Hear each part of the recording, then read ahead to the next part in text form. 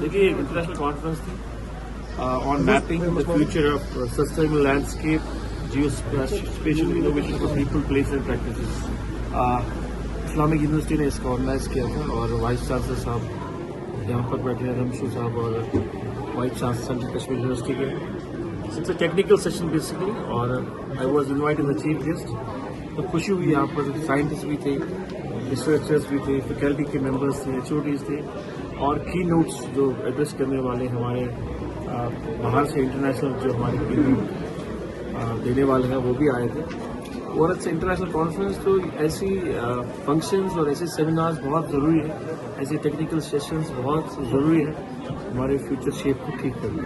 कौन सा ओकेजन है, हम लोग यहाँ एक कॉन्फ्रेंस में आए थे, आप लोगों से वहाँ बडगाम के बारे में अभी तो नोटिफिकेशन आई है. अब नोटिफिकेशन आई है उस पर बाकी जो प्रोसीजर्स बाकी चीज़ें हो जाएंगी वो होगी.